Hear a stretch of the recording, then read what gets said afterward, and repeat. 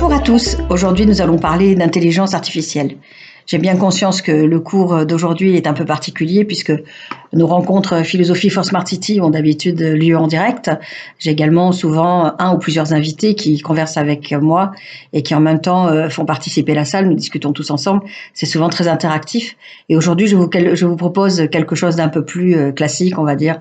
Je suis à distance, ça me permet quand même de penser à vous et de vous proposer quelque chose, puisqu'aujourd'hui le sujet c'est quand même de parler de l'intelligence artificielle. Donc je vais vous donner quelques pistes de réflexion, ça vous donnera l'opportunité peut-être de réfléchir à la question ou d'aller lire quelques ouvrages, notamment en rapport avec cette fameuse intelligence artificielle. Alors que peut-on en dire? Déjà, l'intelligence artificielle, il faudrait déjà commencer par la définir. Et ce que je peux vous dire, c'est qu'elle renvoie à une technologie performante, bien évidemment, qui est censée pouvoir égaler certaines capacités cognitives de l'homme. Ça fonctionne un peu comme dans le cerveau, mais bien évidemment, ce n'est pas le cerveau. Toutefois, elle ne peut pas rivaliser non plus avec la complexité et la magie du cerveau qui est vivant. Et puis surtout, elle ne peut pas rivaliser totalement non plus avec la disposition spécifiquement humaine qui tente à produire sans cesse de l'inauguration. L'esprit humain est créatif, en permanence créatif, il pense, il se repense et il est capable d'une perpétuelle inauguration, alors que l'intelligence artificielle, nous le savons, ce sont des datas, des données qui alimentent l'intelligence artificielle, qui se met à travailler à partir de toutes ces données, et toutes ces données qui sont combinées donnent de façon prédictive des résultats qui permettent en quelque sorte par exemple, si je me connecte sur Internet et que je commence à regarder les maillots de bain, peut-être que demain, quand je vais me connecter à nouveau sur Internet, on va me mettre la serviette de plage, on va avoir une proposition de crème solaire et pourquoi pas de billets d'avion qui me permettraient d'aller vers une destination ensoleillée. Donc vous voyez, l'intelligence artificielle travaille à partir des données que je lui confie, et ces données que je lui confie, elle les remet en mouvement, elle les brasse en quelque sorte, et à partir d'algorithmes, elle permet de proposer un ensemble de possibles qui correspondent à la tendance qui est mienne. Mais en même temps, on sait que les scientifiques à Genève ont osé aller plus loin dans la démarche et à comparer la façon dont fonctionnait l'intelligence artificielle à partir de l'inconscient. Alors, il ne s'agit pas de l'inconscient freudien. Vous savez que Freud avait évoqué la possibilité d'un inconscient qui serait une force cachée, en tout cas à laquelle nous n'aurions pas accès, qui serait une sorte de puissance qui permet de se manifester à l'insu du sujet. Au moment où je pense, eh bien, quelque chose viendrait me faire dire l'inverse de ce que je pense, ou tout simplement, je pourrais, pendant la nuit, rêver de choses et d'autres qui montrent qu'il y a la manifestation, une sorte de refoulement, de contrariété peut-être de la journée ou d'heureux événements. Et puis on sait aussi que le lapsus, par exemple, le fait de dire un mot pour un autre, au revoir au lieu de dire bonjour, pourrait manifester pour moi l'envie d'en avoir terminé avant même d'en avoir commencé. En fait, vous l'avez bien compris, le troisième inconscient dont parlent les scientifiques pour parler et évoquer l'intelligence artificielle n'est absolument pas l'inconscient freudien, qui est un inconscient purement, on va dire, caché à l'esprit, puisque ça se passerait dans l'obscurité de notre cerveau, et en quelque sorte, les choses se passeraient à travers nous. Le troisième inconscient, c'est autre chose. C'est une façon de décrire le mapping, c'est-à-dire la façon dont les connexions se font dans notre cerveau pour qu'il prenne des décisions. Et notre cerveau inaugure tout le temps. Seulement, la façon dont il inaugure, eh bien, forcément, au moment où je vous parle, au moment où je pense, eh bien, je n'y ai pas accès. Alors voilà, l'intelligence artificielle n'est pas l'égale de l'homme, elle n'est pas égale non plus de ses dispositions spécifiquement liées à la créativité, et elle ne fonctionne pas non plus comme un troisième inconscient, bien que nous, utilisateurs par exemple d'un ordinateur, nous n'accédons pas directement aux données, et donc nécessairement nous ne sommes pas connectés à cet arrière-monde de notre ordinateur, cet arrière-monde, cette interface dans laquelle les algorithmes travaillent pour proposer des possibilités. Alors on sait que la notion d'intelligence artificielle évolue, elle évolue avec la technologie, elle évolue avec les avancées et avec toutes les technologies qui sont en œuvre et les sciences qui travaillent aussi avec ces technologies, notamment l'informatique. Et on sait qu'il y a aujourd'hui plusieurs types de degrés d'évolution de cette intelligence artificielle.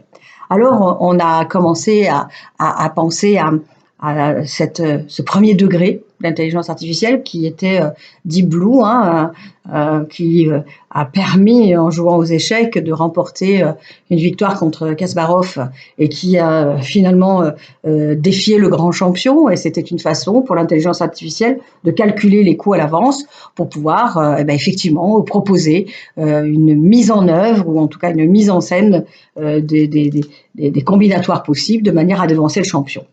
Et puis, on a une deuxième forme d'intelligence artificielle qui montre que les machines ont la capacité de s'appuyer sur des représentations du monde pour prendre une décision. Par exemple, on le voit dans le cadre des voitures autonomes qui sont dotées d'un répertoire de représentation du monde préprogrammé. Elles peuvent ajuster, par exemple, leur vitesse, leur trajectoire. C'est aussi le cas de, comment dire, notre GPS qui peut nous parler, nous répondre, et puis qui, lorsque je me trompe, par exemple, à un carrefour ou à un rond-point, peut de suite et immédiatement se mettre à recalculer mon itinéraire. Et donc, on voit qu'on est déjà dans une construction un peu plus élaborée. La troisième, c'est celle qui renvoie peut-être à une théorie de l'esprit.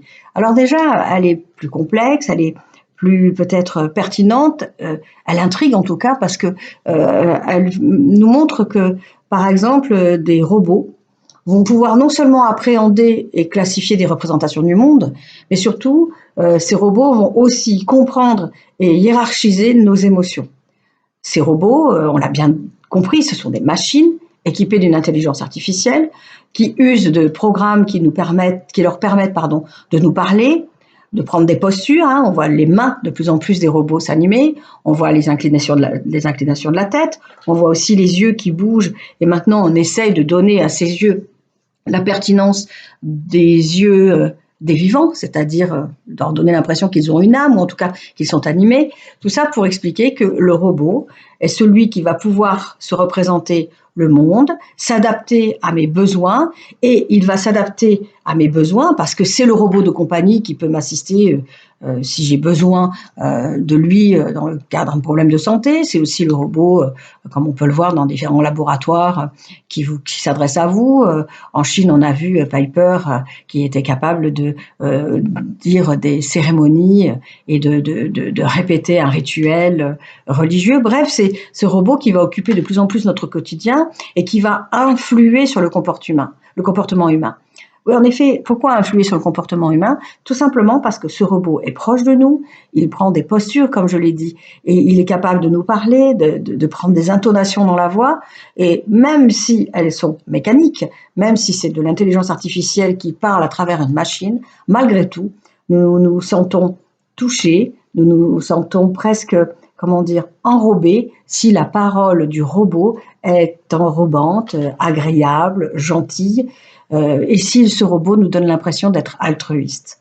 En fait, on se rend compte que l'intelligence, par le biais d'un deep learning, c'est-à-dire qu'elle est capable d'apprendre au fur et à mesure que les données alimentent son contenu, elle se repense à chaque fois. Eh bien, cette intelligence artificielle, lorsqu'elle est intégrée dans un robot qui imite la posture de l'humain, eh bien, est efficace puisque le robot fait mouche, hein, il parvient à m'émouvoir, à me toucher, et j'ai l'impression d'être en empathie avec lui. C'est assez impressionnant parce que quelque part, si le robot est gentil, si le robot est affectueux, si le robot est bienveillant, si le robot m'aide à me soigner, peut-être que dans quelque temps, l'humanité se trompera d'objectif. Peut-être qu'elle aimera davantage son robot qu'elle-même. Peut-être qu'il sera difficile de supporter l'humain lorsqu'il est désagréable, alors que le robot, lui, paraîtra beaucoup plus sympathique. Et c'est vrai qu'il ne faudra pas démissionner de notre humanité, qui est celle qui est capable d'une empathie à l'égard d'un humain fragile, un humain vulnérable et un humain imparfait. Et l'imperfectibilité nous ramène à des humains qui peuvent avoir de mauvais caractères. Pour autant, il nous faut aussi peut-être faire un effort d'humanité pour les aimer davantage. Bref, voilà, cette troisième intelligence artificielle nous laisse perplexes parce que quelque part elle est capable d'imiter l'homme, de copier l'homme. Et si on regarde les robots dans l'évolution du temps, on avait affaire à des caisses avec des espèces de bras articulés. Petit à petit, nous voyons que ces caisses prennent la forme d'objets qui se redressent, et ces objets connectés qui se redressent, petit à petit, prennent l'allure de robot et prennent l'allure d'humain, c'est-à-dire qu'ils semblent vouloir nous ressembler, et ce mimétisme peut être trompeur. Enfin, On parle d'une quatrième intelligence artificielle qui diffère des précédentes, bien évidemment, et qui peut poser question. C'est celle qui renvoie à l'autoconscience, qui serait le palier final du développement de l'intelligence artificielle.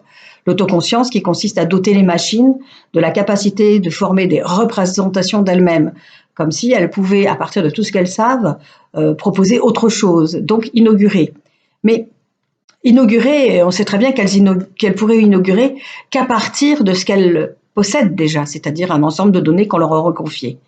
Or là, ce stade-là considère qu'elles pourraient d'elles-mêmes créer de la nouveauté et à ce moment-là, imiter complètement le processus de pensée des hommes.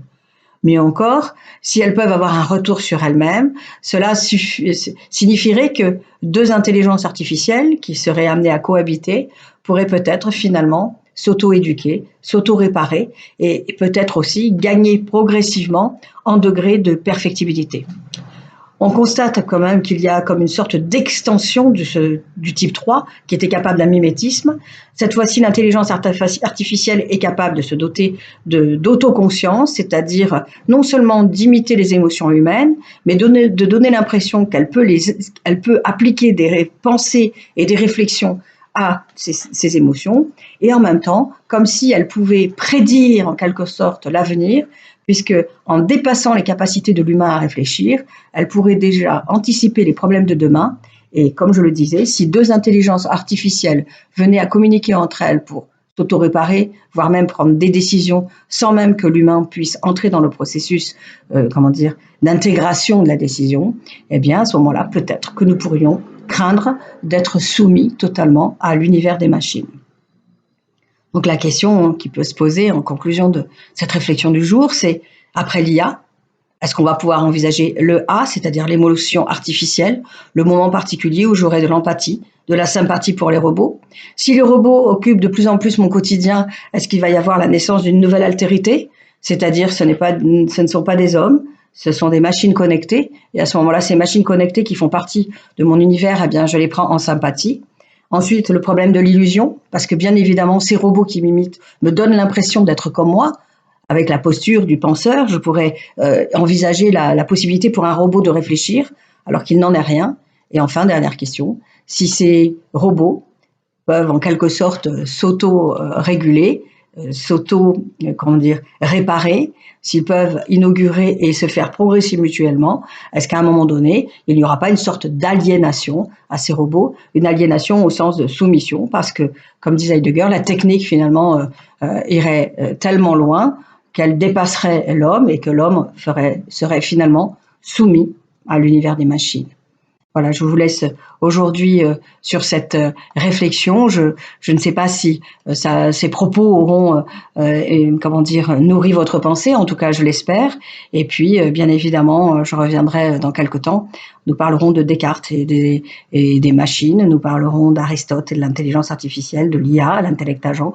En bref, on n'a pas terminé. Mais pour aujourd'hui, c'était une façon de continuer nos rencontres philosophiques par le biais de cet outil finalement essentiel, cet ordinateur qui est bien entendu équipé d'une intelligence artificielle. Au revoir.